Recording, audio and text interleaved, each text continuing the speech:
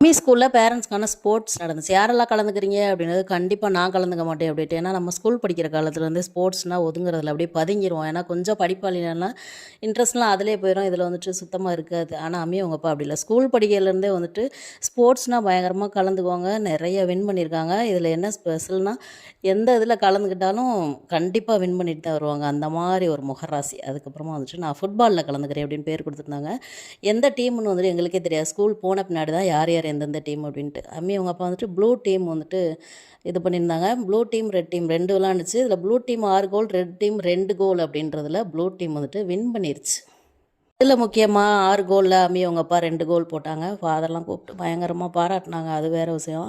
அதுக்கப்புறமா வந்துட்டு ப்ரைஸ்லாம் வந்துட்டு இன்னொரு நாள் தரேன் அப்படின்ட்டுருக்காங்க. அப்படியே படம் பார்த்துட்டு வந்த கையோட இந்த விளையாட்டு விளையாடிட்டு வந்த வெற்றியை கொண்டாடணும் அப்படின்னு சொல்லிட்டு நேராக பைசன் படத்துக்கு போயிட்டோம். ஒரு குறிப்பிட்ட சமூகத்தை சேர்ந்த ஒரு பையன் தனக்கு ஏற்படுற தடைகள், சிக்கல்கள், மெயினாக வந்துட்டு அவமானங்கள் எல்லாம் தாண்டி எப்படி மேலே வர்றான் அப்படின்றது தான் கதை. படம் சூப்பராக இருந்துச்சு. 3 மணி நேரம் பொறுமையாக உட்காந்து பார்த்துட்டு ஸ்நாக்ஸ்லாம் சாப்பிட்டுட்டு நான் ஜாலியாக என்ஜாய் பண்ணிவிட்டு வீட்டுக்கு வந்துட்டோம். மீண்டும் ஒரு வீடியோவில் பார்க்கலாம்.